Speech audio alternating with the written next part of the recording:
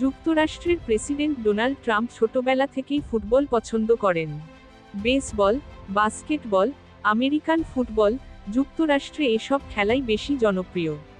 আসল ফুটবল, যেটাকে সেখানে সকার বলা হয়, সম্প্রতি সেটাও আমেরিকানদের মনে জায়গা করে নিচ্ছে।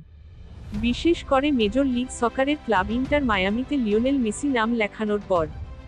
দ্বিতীয় মেয়াদে যুক্তরাষ্ট্রের প্রেসিডেন্ট হিসেবে দায়িত্ব নেওয়া ডোনাল্ড ট্রাম্প আবার দীর্ঘদিন থেকেছেন ফ্লোরিডায়।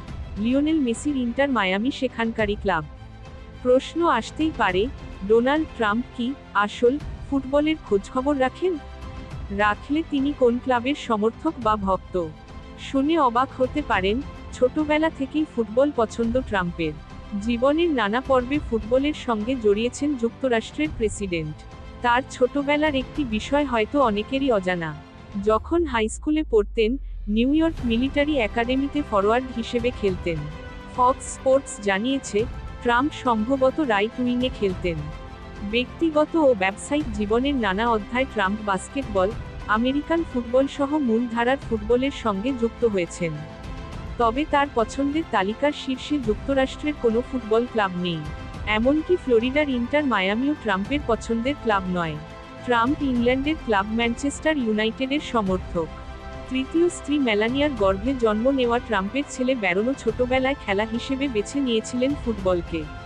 এমনকি এমএলএসের ক্লাব ডিসি ইউনাইটেডের একাডেমি দলে নামও লিখিয়েছিলেন ব্যারন। কিন্তু ব্যারনের ফুটবল ক্যারিয়ার খুব বেশি দূর এগোয়নি। বাবার মতো ছেলেও ইংল্যান্ডের একটি ক্লাবের সমর্থক। তবে ট্রাম্পের মতো ইউনাইটেডের নয়, ব্যারন আর্সেনালের সমর্থক। কে জানে, ইংলিশ প্রিমিয়ার লিগে ইউনাইটেড আর্সেনাল মুখোমুখি হলে রাজনীতি ব্যবসার কাজ 90 মিনিটের জন্য থামিয়ে রেখে বাবা ছেলে টেলিভিশনের সামনে বসে যান কিনা।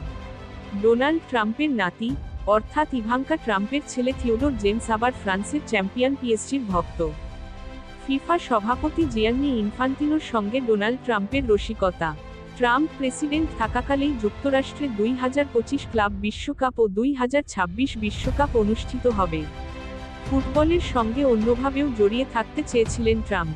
একবার কলম্বিয়ার ফুটবল ক্লাব আতলেতিকো নাসিওনাল কিনে নেবেন বলে শোনা গিয়েছিল, যদিও শেষ পর্যন্ত তা আর হয়নি।